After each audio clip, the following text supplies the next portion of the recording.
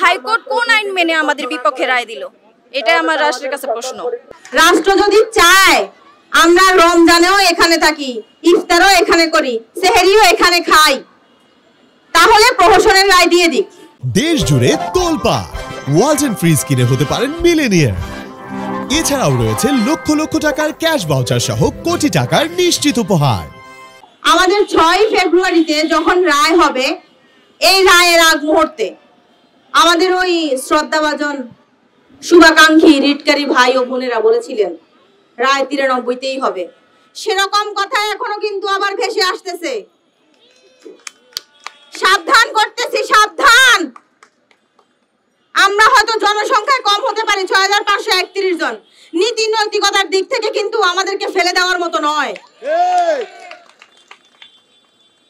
আমরা শিক্ষিত হয়ে এখানে এসেছি, আমরা চাকরির পরীক্ষা দিয়ে এখানে এসেছি, আমাদেরকে বিধিমালা অনুসরণ করে সুপারিশপ্রাপ্ত করা হয়েছে। তাহলে সুপারিশপ্রাপ্ত করার পরে তখন কোর্ট একরকম চলবে, রাষ্ট্র একরকম চলবে, আমরা রাস্তায় পড়ে থাকবো, এরকম বৈষম্য তো আমরা মেনে নেব না। কালকে আমাদের রায় আমাদের পক্ষেই হবে, এটা আমরা আশা রাখি।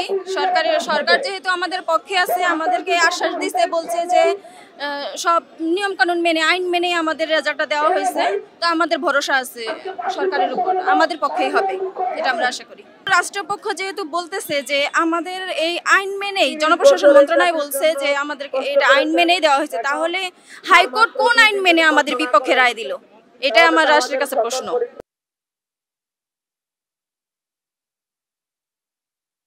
আমরা সুপারিশপ্রাপ্ত শিক্ষক, সরকার আমাদের বিধি অনুযায়ী 19 বিধি অনুযায়ী আমাদের রেজাল্ট প্রকাশ করে, চূড়ান্তভাবে আমরা সুপারিশপ্রাপ্ত হই। এবং সুপারিশপ্রাপ্ত হওয়ার পরে সরকারি যে প্রসিডিওর আছে, যেমন হচ্ছে আমাদের মেডিকেল হয়ে গিয়েছে, আমাদের ডপ টেস্ট হয়েছে, আমাদের পুলিশ ভেরিফিকেশনও হয়েছে, এবং আমাদের অনেক জেলায় আমাদের যোগদানপত্র হাতে দেওয়া হয়েছে, কিন্তু আমাদের পদায়নটা জাস্ট বাকি ছিল। অনেক ভাই বোনদেরকে ধরে নিয়ে যায়, অনেক ভাই বোন আহত হয়, তারপর আমরা দমে যাই নাই, কেননা এটা আমাদের সম্মানের দাবি। আমরা কেন বৈষম্যের শিকার হব? সরকার আমাদেরকে সুপারিশপ্রাপ্ত করে কেনই বা আমাদেরকে আবার সুপারিশপ্রাপ্ত হওয়া থেকে বঞ্চিত করবে? কেন আমাদের অধিকার কেড়ে নেওয়া হবে? এটা আমরা মানি না, এই জন্য আমরা এখানে এসেছি। আমাদের পরবর্তী পদক্ষেপ এখনো ঘোষণা করা হয় নাই। আমাদের আলটিমেটাম দেওয়া হবে আজকে আনুমানিক সন্ধ্যার পরে, কারণ আমাদের আগামীকালকে একটা রায়ের ব্যাপার আছে হাইকোর্টে আপিল ডিভিশনে। কারণ রিটকারীরা আমাদের 6531 জনের মানে সুপারিশপ্রাপ্ত আমরা যারা শিক্ষক আছি, তারা হচ্ছে আমাদের এই রেজাল্টের বিরুদ্ধে গিয়ে আমাদের অধিদপ্তরের নামে একটা রিট দায়ের করে। তারা কেন এই রিট দায়ের করে?